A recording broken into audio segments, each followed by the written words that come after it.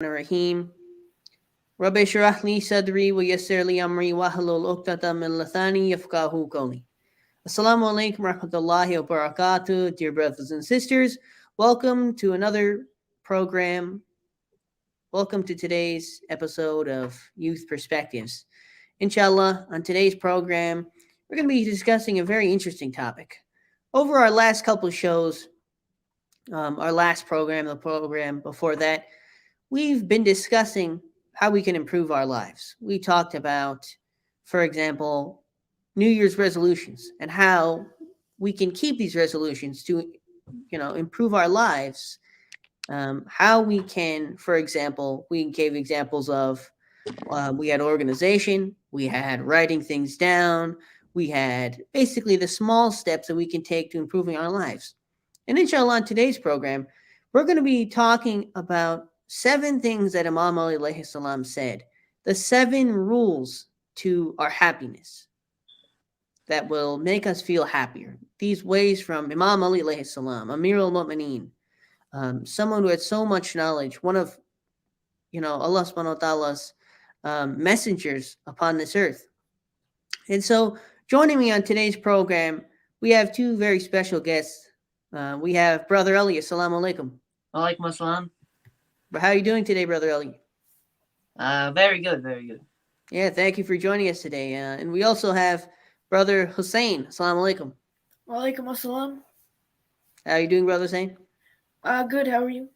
I'm doing good, thank you. So inshallah, today, guys, we're going to be talking about an interesting topic. Imam Ali alayhi salam, he had, these 7 things that came from, sayings of Imam Ali alayhi salam. These 7 rules to happiness. Now, what do you guys think of, what is happiness? How do people define, happiness in today's world, let's say? Maybe who has the most success, or maybe money, or, who has the best business, who has the best, who has the most friends, something like that. Yeah, and, I think other people also see, it really depends on the person. Some people see happiness as, like you were saying, friends, the time they spend with others, that makes them happy. Some people find happiness in, playing some Fortnite. Am I right, guys?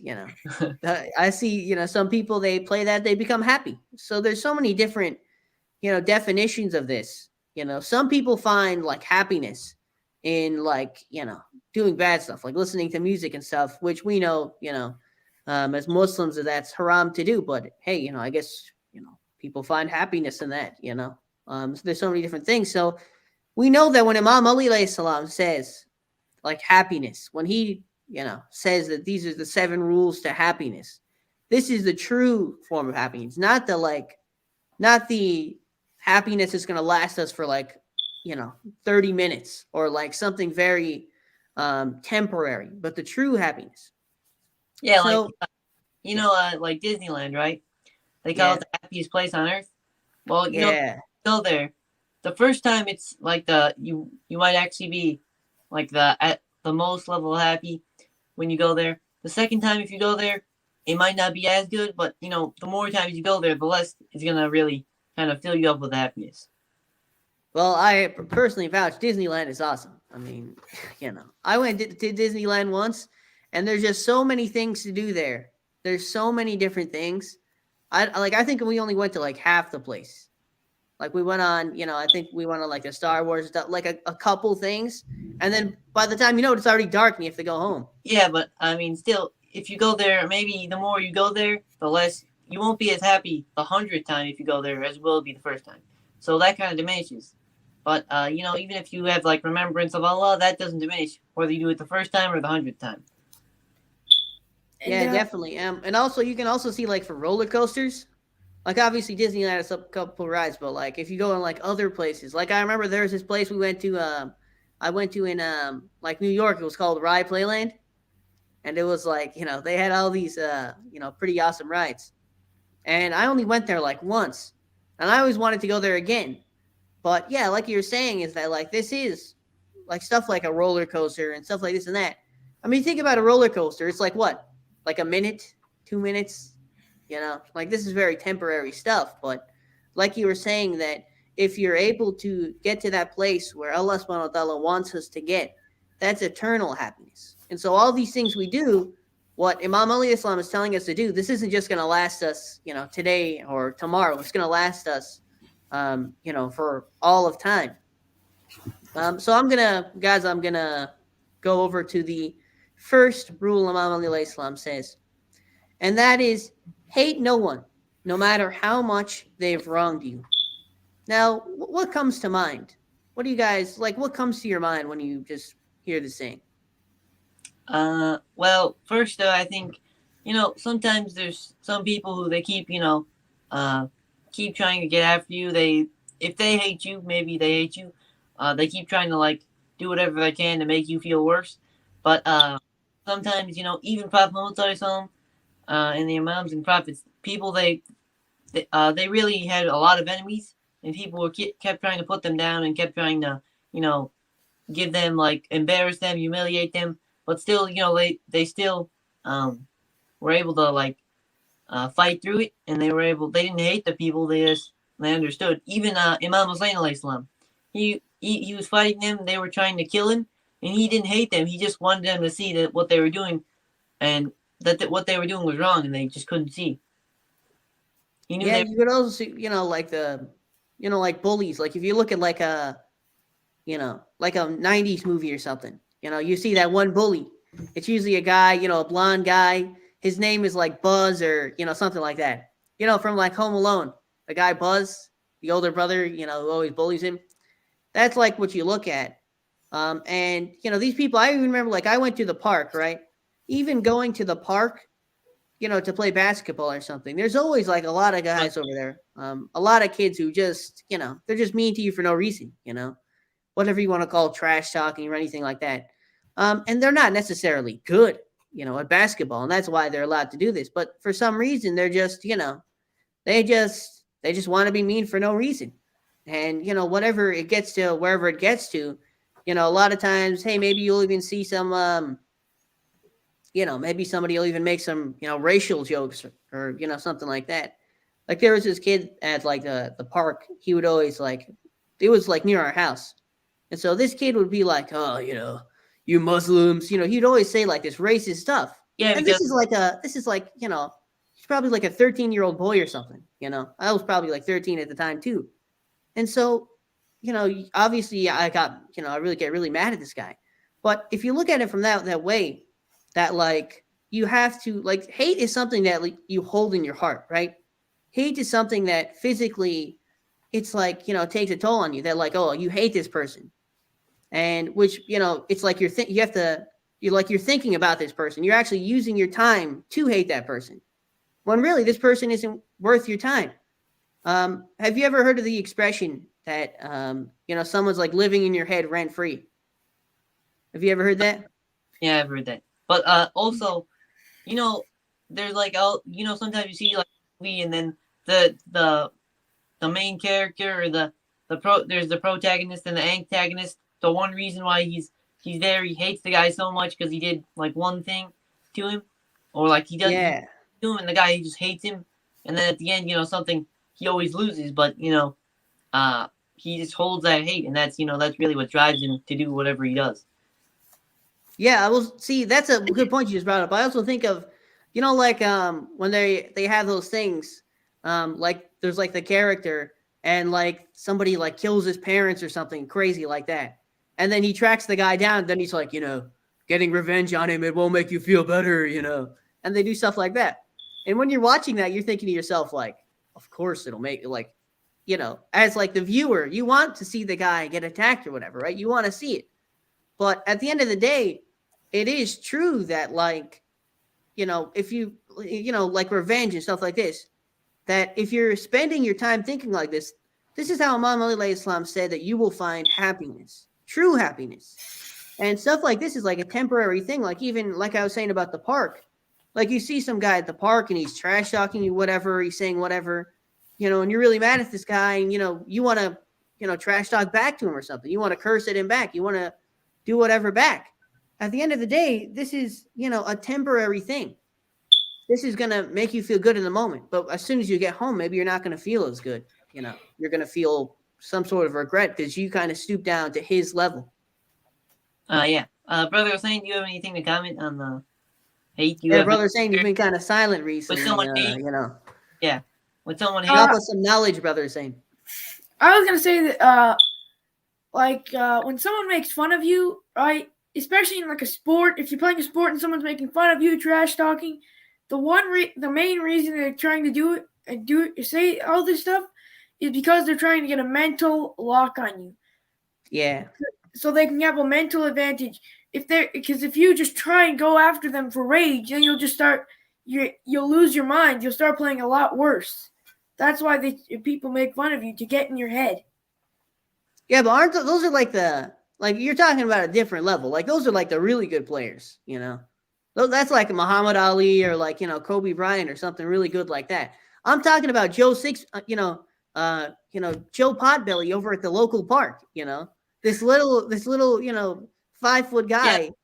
Yeah, obviously if they can become better at the sport, then they're going to be better, and then they're going to become like maybe a Kobe Bryant. But obviously that's where you can start out.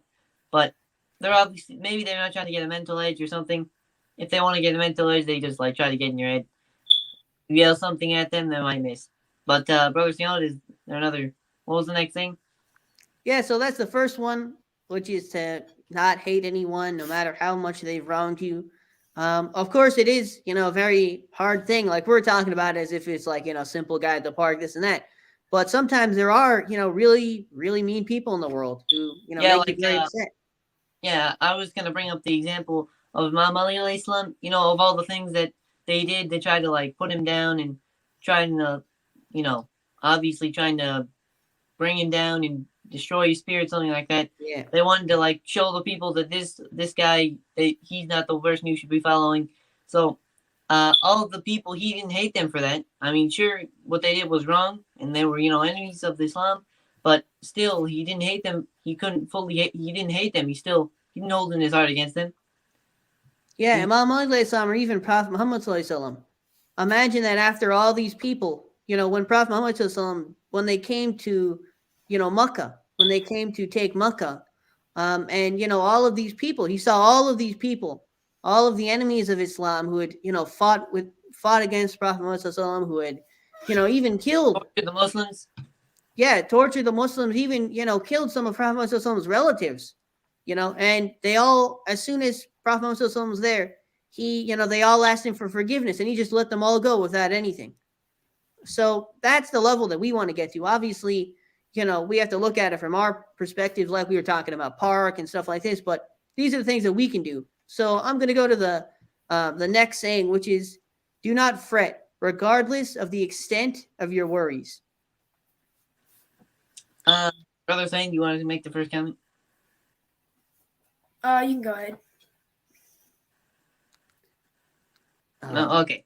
Well, what I was thinking when I heard the saying was, some people, they have like a lot of problems. They, let's just make an example as if just for argument's sake. Someone, they're in debt. They need to pay some bill or something, right? Sometimes the people, they go and they're worrying constantly. Well, there's always a saying I used to look at, just like a little thing. Worrying means you suffer twice, right?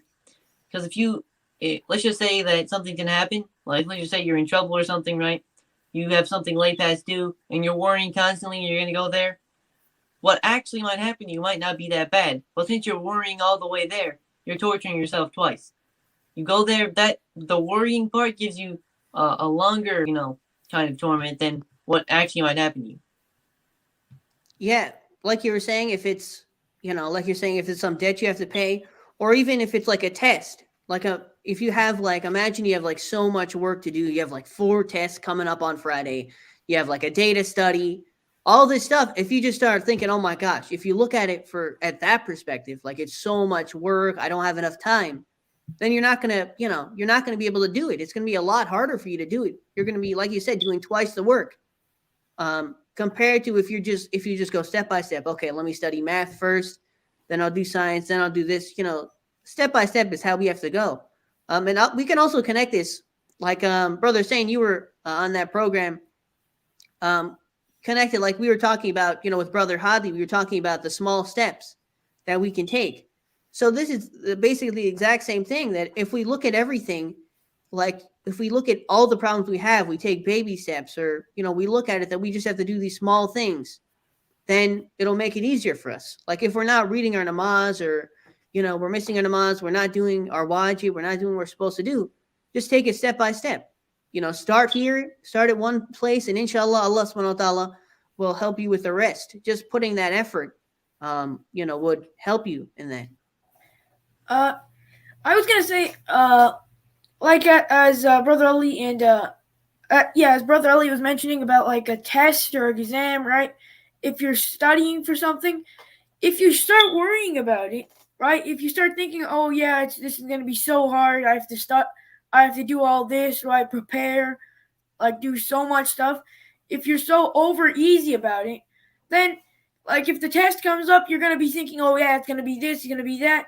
Then you'll probably forget what the actual test is about. You'll be thinking about so many other things, but you won't actually get what you tried to get done in the first place. It just won't work because you're worrying so much. Your head is completely scrambled, right? And then everything will just like unravel. Like the test might be so easy, right? But then you start like worrying about it. You say, oh, I'm going to fail, right? It's also about like mindset, right? You have to like keep a fixed mindset to keep your head in the game. Like if you're just thinking about the test and then you're just like, oh, I got to do this, I got to do that, I got to do this, I got to do that. You have to keep your head in the game. So when you try and do it, it'll become easy for you. And you should just try and block out all the extra thoughts and just focus on one thing. Yeah, exactly. A lot of times we complicate things for ourselves. We make it look like so difficult, even the most basic things. Like, say, I got to go clean my room. It's like, first I got to make the bed. Then I got to clean the closet. Then I got to, we just make it so many different things. Or like, say somebody says, okay, clean, vacuum or something. You're like, first I have to move this. Then I have to, we make it so many different steps when really, okay, what is it? Vacuum. What is it? Clean your room.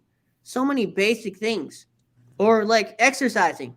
Like, what do you guys think about like exercising? All the different things that, like some days, of course, when you're motivated to do it, but like the other days that you don't feel like it. Like your brain sort of creates like, okay, I got to get out of bed. And then I got to, do this. I got to do that. And you end up not doing it just because you make it in your mind. You make it seem like something big. Yeah, so Brother Ali, even waking up for Fajr, like you don't want to get out of bed. Your head, you think, it's gonna be hard to get out of bed, right?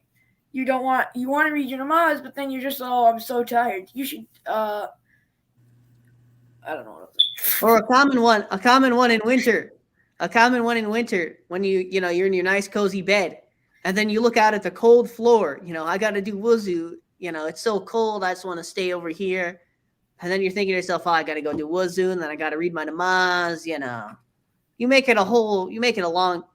Basically, what happens is, when you make these things in your mind, you make it like a movie. Instead, it's supposed to be one episode. I guess that's one way of thinking about it. So that was the second one, which is keeping things low for us. Just. Don't complicate things, basically. Make things as easy as possible. Don't make it like 5 steps when it's only one. Just, don't complicate things. The third one is to live humbly regardless of how high your status reaches. There's many things that we can talk about on this one. Brother Ali, you want to? You can go first, Brother Salem. Sure. I was just thinking about, for example, like we always see like the imams, like there is so many sayings. You see that Imam Ali alayhi salam, he used to have like water and dry bread for lunch. He used to have water and dry bread, and Prophet sallallahu alaihi wasallam used to have dates, and they used to wear such simple clothing and things like that. That the way that they lived. So I think that makes it easier for us. That if you you have to have sort of you have to, look at the examples. And so those are the examples. And we saw that how they live their lives. And so this is how we can be happy ourselves. And even I look at, Ayatollah Khomeini, may Allah, um, I think that, when I was in Goma, we drove by this place that was like his house, I think, his house. And he lived in like this very small house. And you're thinking of like a guy who was, the head of an entire country, the head of a country. He lived in this tiny house. And, he was one of the most pious people. So you look at, that's how it has to be, that in order for us to be happy, because you look at all these other guys, all these guys who have a lot of money and this and that. And, they're constantly like showing off what they have, obviously some of them are very happy, but some of them, you find out they're not actually happy, because at the end of the day, like physical possessions, stuff in this world doesn't bring us actual happiness. Yeah. Even you were saying about staying humble, right? Yeah. The thing is, let's just look at some examples from history. There was Pharaoh. He had a lot of stuff. He had we can't even imagine. He had abundant wealth. He had everything he needed. He had a lot of people serving him, but still he was very arrogant, and he couldn't he wasn't humble. That's basically what it is. And Allah subhanahu wa ta'ala would have given him more if he had been humble and he had accepted Allah subhanahu wa ta'ala as the creator. But he didn't want to do that because he thought of him, he was too arrogant. If he stayed humble, maybe that wouldn't have happened. But also, even when he was dying, he asked, he still couldn't ask Allah subhanahu wa ta'ala for help. I think he cried out for, he asked Musa, he asked him to save him or something. And Allah subhanahu wa ta'ala said if he had cried to me instead, he would have been saved. So, yeah, even at that point, because he thought of himself, all the pharaohs actually, all the pharaohs, they thought of themselves as, astaghfirullah, Rabbi Watubale, a higher power, let's say. So that's how all of them, thought of themselves. So whatever money, whatever they had, they weren't thinking like, this was given to us. They're thinking that we deserve this money. Yeah, they thought they were better than other people. And even though, because Allah subhanahu wa ta'ala doesn't see Pharaoh and maybe some other person, he sees him like as the same. He just given Pharaoh, maybe he has more wealth, he has more power. He sees two people as the same. Even a Hebrew slave, he looks at their actions and not at what they have, and not their money and not their wealth and not, anything that they have. Yeah, I think that status, especially status is in this world. Like the people we look up to, whatever, that's in this world. Like somebody sees, a famous, whatever football player, whatever. And they see them as, oh, wow, they're bigger than, myself or whatever. That's in this world. All these people who are, put on the pedestal. But if we look at, okay, what's the people, there's people in this world who have a high status. And in the next world, they don't have anything. And so we have to be looking at like someone like Imam Ali alayhi salam, or, the prophets, the imams. These people had such a high status in this world. Allah subhanahu wa ta'ala gave them so much in this world. And they're going to get even more in the next world. So it doesn't change. Like Imam Ali alayhi salam isn't just, the imam for this world. He doesn't have some temporary wisdom over here. In the next world, he's even bigger. Allah subhanahu wa ta'ala sent them for this world and the next world. And so that's how, that's how you really have to look at it, is, how the best of people lived. Yeah, even like the 313, right? Of Imam Ali in the Viren's army. It was said, that in the heaven, all the people, the 313, they know the heavens and the earth. They all know their names, where they came from, this, that. Like, if we think about it for us, like maybe George Washington, right? How much we know about where he came from. Abraham Lincoln, you could say, too, yeah. Abraham Lincoln, like these guys famous in history. In the heavens, the 313, even better than Abraham Lincoln and George Washington. That's how they're remembered. In the heavens. Wow. They might not be known on this earth because we don't know their names right now, who are the 313. But we, in the heavens and the earth, they know like where they came from, how they are, where they are. Yeah, that's, very interesting thing. And so that was that, living humbly. look at the examples of the Imams. Look at all of these best of examples, how they live their life. If you want to sum this whole thing up, let's just say that Imam Ali alayhi salam, he used to eat dry bread and water. And what do we have every day? Every day you got to have a gourmet meal. It's got to have a sprinkle of nice little sauce every day. Truffle. Imam Ali alayhi salam. A truffle, yeah. Hey, waiter, where's my truffle? Come on. Yeah, because Imam Ali alayhi salam, he lived a very simple life. He didn't want to be tried on the Day of Judgment. He didn't want to lengthen his stand on the Day of Judgment. So what happened was Imam Ali alayhi salam, he lived a very simple life. Maybe he wore simple clothes, he ate simple food, but I mean, for us, we can't exactly be Imam Ali alayhi salam, but we have to do our best to work our way up as much as we can to get his spiritual status. We can't get up to him, but we should at least go as much as our capacity can go. Yeah, definitely. And so go to the next saying. The next saying is expect good, regardless of how much trials you accumulate. And so I guess I just see this, the way I look at this one is, we have to, everything we do every day, no matter how many, like it says, trials, no matter how many problems come before us, we should always be the same. We should look at things the same, that, there's a higher power involved. Allah subhanahu wa ta'ala is involved. Whether, something bad happens to us, we can look at that this is Allah subhanahu wa ta'ala's plan. Or if something good happens to us, this is all the plan of Allah subhanahu wa ta'ala. And so throughout everything, we want to be at the point where we handle it all the same way. That no matter what happens, at least we, we're still good. We still try to do what Allah subhanahu wa ta'ala wants us to do. We're still kind to others. We're still, doing everything the right way, instead of sometimes, something bad happens to somebody and, lose everything. They're like, they just say, forget it. What's the point? They say, Yeah, like even I heard the story of there was a man, and he said they walked up to him and they said he said he didn't believe in God anymore, and they asked him why, and he said his wife and his child, they were both sick, and he was praying and praying that they got better, right?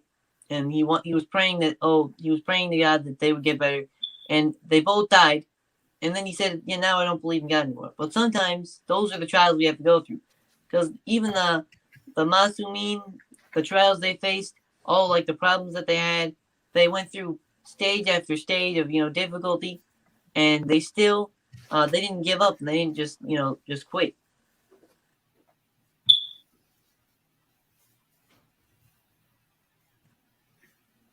Brother Sandler, do you have a brother was saying, do you have another like story you'd like to share or any experiences with? Well, as you were saying, like problems, right? I think even though, like, if you have a lot of problems, you shouldn't let those problems like completely change you, because that'll make even more problems. Yeah, because if you keep going through problem after problem, right, and you're not able to take it, then how are you supposed to be able to, like, if big problems come your way, are you just going to be able to, like, just fold instantly and not be able to take it on? Because, some people, if there's sometimes they face, like, high degree of difficulty problems, and there's, like, no effect on them. And sometimes it's easy for them to face, like, hard problems because they've already gone through worse. Some people said, oh, I've gone through worse. This isn't the worst thing that's happened to me, Like, sometimes if someone gets, like, maybe they fall and they trip, right? If it's like if like a baby, right? If a baby trips and, like a toddler, if a toddler trips and falls, he's going to cry, right? But the more, if he falls again, maybe he's going to cry at the same time because he's gotten stronger because of it. Brother was saying, you were saying something else? What? Oh, I thought I cut you off. Never mind. Okay, yeah. So yeah, that's a good point. Sort of, we have to look at everything. Looking at everything in sort of that way, like I was saying about a higher power, And so no matter what problem comes our way, whether it's, something really good, something, really bad, you just look at it through that perspective. Like Imam Hussein alayhi salam, there's no better example that Imam Hussein alayhi salam and his family, they were, and all his companions, 72, they were, being forced to go to this land of Karbala. And, Imam Hussein alayhi salam, he knew what was going to happen to him, but he didn't look at it as, why is Allah subhanahu wa ta'ala doing this to me? Why can't, why me? He didn't say that. He knew that it was the plan of Allah subhanahu wa ta'ala. So that's why no matter what happened, he wasn't thinking, why is Allah subhanahu wa ta'ala doing this to me? Why is he forsaken me? He was thinking to himself, why are these people doing this? Because these people, they're ruining their own souls. Yeah. Nothing's happening. This isn't an effect on him. This isn't an effect on anybody else. He's wondering, why are they doing this to themselves? So that's what I think everybody can look at. Especially, we look at, like you were saying, whatever happens to us, is sort of looking at it that, we have to build that sort of resistance so that we're able to, tolerate these different things, that no matter what happens, we keep our dignity, we keep our, respect for others throughout everything. And so that's expect good regardless of how much trials you accumulate. The next is give abundantly, even if you are deprived. So this is just, there's so many examples of this that we look at. Brother Ali, would you like to say anything about this one? Yeah. Have you ever heard of a story of somebody who all of a sudden they gave away some money and they lost all their money, or somebody who they gave $1,000 to some organization that helps somebody, or some type of, if someone has problems, if you give $1,000 to someone who needs money, do you think that $1,000 is gone? Now you're $1,000 poor? Yeah, definitely not. It's not exactly the way it works.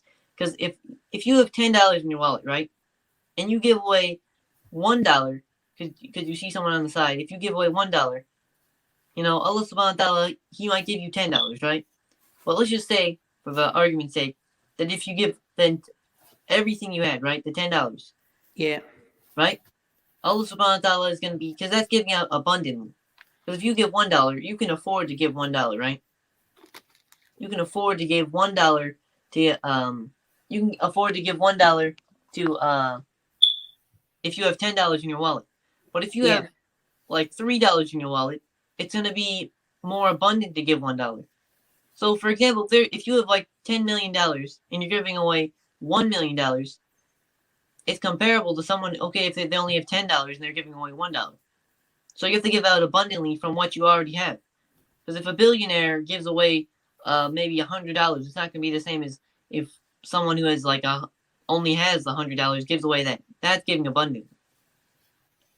Yeah, definitely. And you look at no better than the story of the Ahlul Bayt, that during, was it during Ramadan, I think, that they had, one night they were going to have their, iftar after fasting the entire day, when like a beggar came to their door. And the guy said, "Oh, I need something. I don't have anything." And they gave them, the food that they had. They gave the beggar the food that they had. And so, they went on even another night. And then again, they didn't have any food. That, another beggar came, they gave it to them too. And so this looks at the example that they didn't just give like what they had extra. They didn't say that, "Oh, okay, we have some extra bread for you. Maybe after lunchtime, we can, maybe after iftar, whatever we have left." They gave what they had, like what they physically had. And so this is like, you look at, like, even when somebody's donating a shirt or something, like what shirt do you donate? Do you see people donating like the good stuff that they have, like the shirt, like, "Oh, I'm going to wear that tomorrow, let me go give it"? Or do you see them wearing the shirt that's, been in the closet for like 3 years? Yeah, because, sometimes people don't want to give with the best of what they have. But if we get our examples from the Muslim, the Ahlul Bayt, from the Messenger of Allah subhanahu wa ta'ala, we can see that they give out abundantly in what they have. I heard that Imam Muslim alayhi salam, he gave away everything he had twice. Imagine if you or me, we gave away everything we had, every single thing, right? we wouldn't be able to do it. But if we give out abundantly, you get more back. And that's what, some people, they think if they give something that they already have, they're going to lose it. But if you give something you don't have, it's not as like, maybe you think if you give something, you're going to lose money. Because you're not going to lose money by giving. Because maybe if you give $1,000, but you fear poverty because you give $1,000 to someone who needs it, you shouldn't be thinking like, if I give $1,000 or if I give out something what I have and I don't have a lot, you're going to suffer poverty. Yeah, because this money isn't being gambled, You're not giving this money to just the person you see and whatever they do with it, whatever they do with it, that's what impact it has. You're giving this money directly to Allah subhanahu wa ta'ala. This money is going directly, you're making an investment with Allah subhanahu wa ta'ala. Like a lot of the times we think like, okay, I'm taking this money, I'm giving it to this person on the street, whatever they do with it, that's what happens. Like some people, maybe they'll use those money for, I see a lot of, sometimes what people say is, oh, they're going to use that money on drugs or something. They're going to use that money to buy alcohol. They're going to waste the money. Why am I giving it to them? Why don't they go get a job at McDonald's or something? These are, a lot of things that you hear people saying. And at the end of the day, it's like, I'm not giving this person the money. I'm investing it with Allah subhanahu wa ta'ala. That I'm saying, okay, Allah subhanahu wa ta'ala tells us to give money to the poor. And he tells us, like my brother Ali was saying, the saying is give abundantly, even if you're deprived. It's not, Imam Ali doesn't say, okay, give what you have left over. Like if you have $5 and, you have an extra 30 cents in your pocket, here you go. And this is at the level that like we want to, giving money to the poor, it's like treating people as equals. Like I was saying about the shirt. It's like we don't want to see people we're giving money as like less than us. Like, okay, I'm giving what I have extra. It's you want to give the shirt that you have. Like if you're giving somebody a present, give them something that you would like. Don't give something that like you have extra, or like you could get for a little less. Like give them something that you would like. And even, giving to the poor, it's the same thing then. If we have money, even if it's not a lot of money, even if, we don't have that much for ourselves, even giving some person money, it's an investment with Allah subhanahu wa ta'ala. At the end of the day, it's going to help us, not only in this world, but in the next world. Brother Hussein, I didn't really hear, what do you have to say about this? I haven't really, heard you talk about this. Well, like, as you were saying, like, about, don't give like the worst stuff at the back of your closet, right? Just like, if someone needs food, right? Why give them like the stuff at the back of your pantry? Give them the good stuff, the stuff that they actually want to eat. I mean, if that was you in that position, I mean, well, like if they just gave you some trash, how would you feel? Like that's it's treating everybody like. Would you say it's like treating everybody like equals? I think. Yeah. Other people, how you would want to be treated or something like that. Yeah, exactly. That's why, it says to, like I said about the shirt or like you said about the food, is we want these people, to be equal. So you're giving away to the poor, like you're saying, it's like as if you were in that position, would you want to be given the leftover, the extra, whatever? Or would you want to be giving something that, could actually help you, would make people feel better? And this is what Imam Ali said. This is one of the things that will lead you to happiness. When I give somebody something, this makes you feel good. Even if you're at that point where you don't have anything, helping somebody out will make you feel better. And this is one of the true happiness. And so you have two left. The next one is smile, even if your heart is bleeding. Brother? Well, I was thinking, if your heart is bleeding, right? Obviously, you might die or something like that. But besides that, not physically, but besides that, if your heart is bleeding, what difference would it make if you're smiling or if you're smiling? What kind of difference? Because if we think about it from a perspective of smiling all the time, right? If you smile all the time, smiling is like a good deed. It's a good deed. So if you smile all the time, it makes other people want to smile too. That's my outlook on it. Because if someone is frowning all the time, right, and someone else is smiling, the other person might not, the other person might look at the frown and think, maybe I should frown too. Or maybe they won't think that, but maybe it'll be in the back of their head. But if someone, no matter through thick and thin or, whatever kind of trials await you, if you're smiling through it, you'll feel better through them. It'll help you get through them. And Yeah, also, definitely. Oh yeah. Smiling.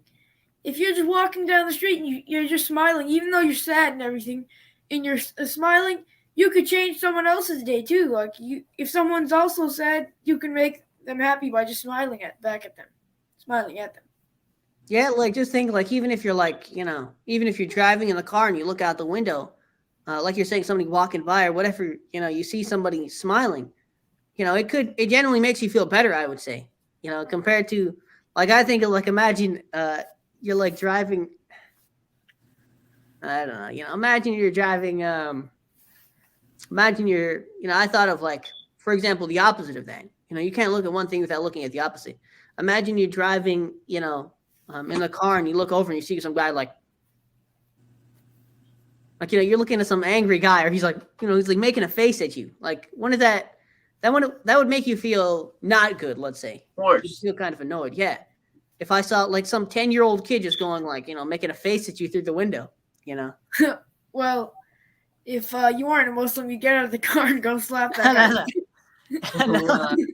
No, brother, saying I'm gonna pretend you didn't say that, but yeah, that's that's what it is. So just even having a positive attitude, just being positive, could change your whole outlook on something. It could make you genuinely feel better. It's similar to the other one about expecting good. If you're positive, just smiling, or even it's about perspective. If you can just look at everything that okay, this is a good thing. This is what Allah subhanahu wa ta'ala wants. No matter what, and just smile, just smile more. Be more positive. Inshallah, that'll lead you towards happiness compared to someone who, whenever something happens, they're always sad. They go into, all these people are, they suffer from depression and things like this. Just having a positive outlook could actually make a difference. And actually, as we were saying, if someone was frowning back at you, then just smile back. Maybe it'll make them happy. Just smile back. Yeah, that's definitely possible. That's definitely a good way to handle, Brother Ali. Yeah. Okay, that's definitely a good way to handle any situation. And like we were talking about earlier about the park, about like playing at the park.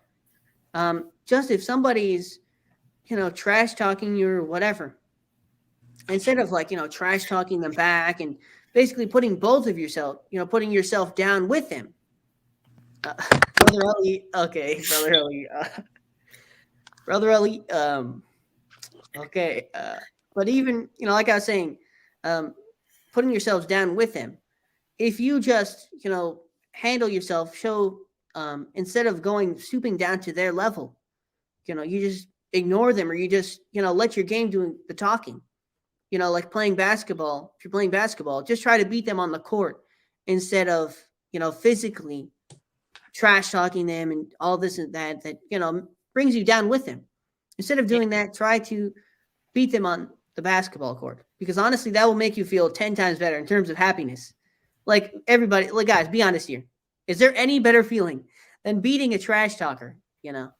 Just a guy who's trash talking you, whatever, and then like hitting that game-winning shot or just beating them in the game. I've experienced that many times. Many times. It's the best, Brother Zane. It's the best feeling, especially if you hit the game winner in their face. Yeah. Like, hey, Zane, you're garbage. He hits the game-winning shot. That's the best. Yeah.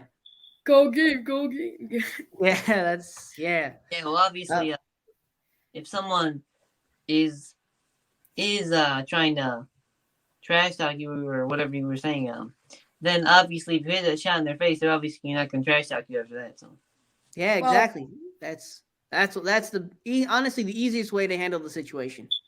Well, the thing is, that guy, I never saw him again Yeah, exactly. He won't bother you after that. And so that was about smiling, the importance of smiling, being positive. It all makes a difference. And so the last rule that Imam Ali salam has for us to be more happy, the rules to happiness, is do not stop your prayers for your fellow human beings, even in their absence. Brother Ali?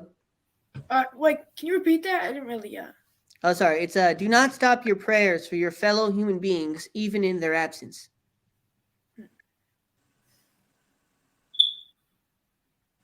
Well, I think is it trying to say like if you pray for them, like don't stop praying for someone, or is it saying? Oh. So even if there's someone leaves, you keep praying for them. Like even if someone like passes away, you should keep praying for them anyway. But I think this is trying to say if someone's leaving, if someone left, or if someone's not there right now and you're praying for them, then you I think that it means that to keep praying for people, no matter what, praying for your fellow human beings, even if they're not like physically there in front of you. Like sometimes like this isn't related, but sometimes like people are nice in front of people and this and that, or they read their namaz at the masjid, but as soon as they go home it's a completely different thing. So I think that what it means is that we should constantly be praying for people, praying for others even before ourselves. I think that the imams, they always said, I think there was a saying that said to before you pray for yourself, pray for other people. So if you're reading your namaz or something, before thinking about yourself, like, oh, okay, what are my problems? What do I need? This and that. Think, okay, what do other people need? Like, for example, I know there's somebody at the masjid or even my neighbor, they're having problems. And so to pray for other people, think of other people before we think of ourselves. Well, if it's talking about like pray for someone else before yourself, even obviously if you pray for someone else, you're gonna get salab too. It's not just a one-way deal. So if you pray for someone, like let's just say even when you say salawat, Allahumma salli ala. Yeah, even that you're sending like blessings upon Prophet Muhammad and his family, right? So obviously it's not just a one-way thing. If you're praying, if you're sending blessings on him, he's going to send it back on you. But obviously his status is higher than ours. So yeah, if he sends blessings back on you, it's going to help you a lot more. Yeah, exactly. Brother Hussein, do you have anything to add to that? Not really. No. Okay, well, yeah, that's a good way of putting it.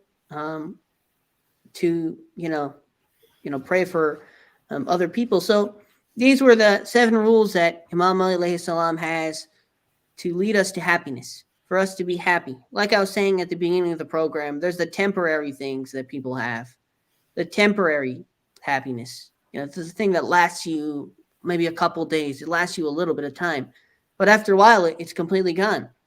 And so these were the things that Imam Ali alayhi salam said that, to hate no one, no matter how much they've wronged you. Do not fret regardless of the extent of your worries. Live humbly regardless of how high your status reaches. Expect good regardless of how much trials you accumulate. Give abundantly even if you are deprived. Smile even if your heart is bleeding. And do not stop your prayers for your fellow human beings even in their absence. These are things that will lead us to happiness. These are things that, like I said, that this world and the next world, that will lead us to a better life, inshallah. And we look at the example, who we're looking at the example of, Imam Ali alayhi salam, one of Allah subhanahu wa ta'ala's best creations, one of the people that was put on this world for us to look at as the example. And Imam Ali alayhi salam, he's not just the Imam of this world. He's not just telling us about something temporary happiness. He's the Imam of this world and the next world. And his status in the next world is even bigger than it is over here. And so when he tells us these things, He's not telling us this as like, okay, some short thing. He's telling us as the goal. If we're able to, inshallah, apply some of these things to our lives, apply some of these things, the way that we live our lives, that, we don't have hate in our heart, that we don't, we're able to forgive people, we're able to live humbly, we're able to, not think of these small things in this world as big things, then inshallah, Allah subhanahu wa ta'ala will help us to, inshallah, lead better lives. And inshallah, when our time on this world is over, that inshallah, we were able to do the most with our time. And inshallah, we were able to live our lives in the way that Imam Ali alayhi salam set out for us, in the example that he set. And so that's all the time we have left for today. Thank you, Brother Ali and Brother Hussein, for joining us on today's program. Is there anything else you guys would like to add to that? No, not right. Brother Hussein? Well, one thing is you should always smile, and because there's actually health benefits. It actually, I think you lose like 36 calories every time you smile. Or no, 36? It was something like your mouth, whenever you smile, it uses 36 muscles. So it strengthens your muscles whenever you smile.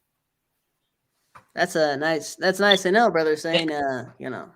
But when you frown, it only uses like 3 muscles or something. It uses very little.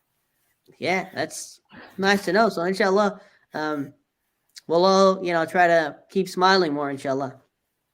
So that's all the time we have for today. Now we're going to do Allahumma kulli walika for the safety and protection of our 12th Imam.